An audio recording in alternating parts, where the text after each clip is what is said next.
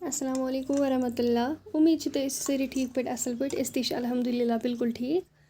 आज करो तुम नुनर रेसिपी शेयर। उम्मीद छ तुम यह आजुक वीडियो बिल्कुल पसंद। चलो करो तेल वीडियो स्टार्ट। यपर किन लोग ताय मज तील गो गरम। यपर किन गंड अख थोमुत निकरावित यह त्रोस बिस्मिल्लाह।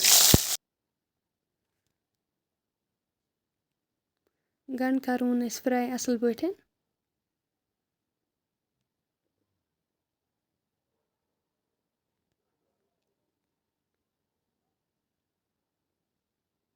तुम हेकु वुचित असल पे फ्राई।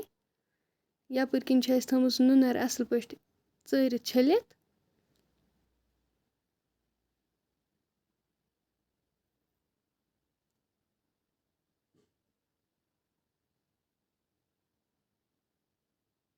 त्रो अथ बिस्मिल्लाह।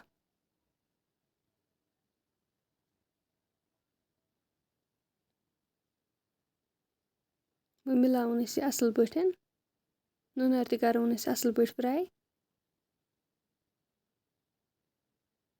वन त्रोस नुन चमच 2।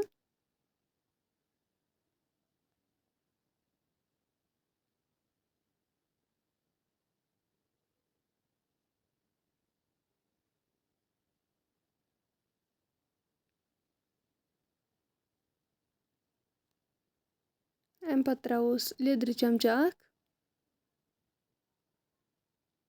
तो मिलावन असल पे।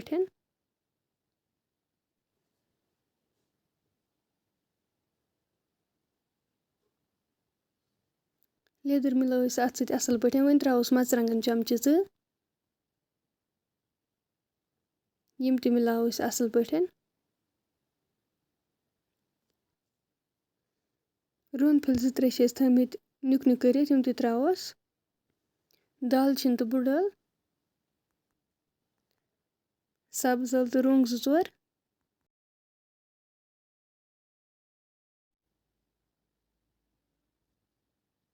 गरम मसाल चमच 1, बादाम पाउडर चमच 1।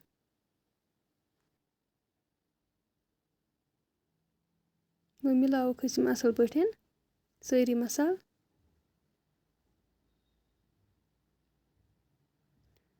तो हेकु वुचित यह गई असल पे फ्राई। वन त्रोस आब लीटर ओड।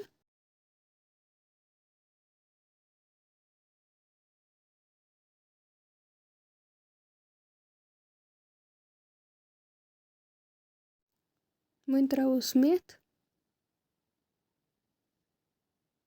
मिलावन यह अत सतन। वन थो ठंड योताम यह तैयार गि असल पे।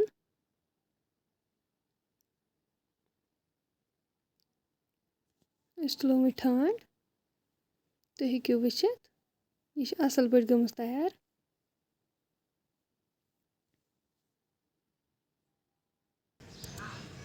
सन नुनर बिल्कुल तैयार।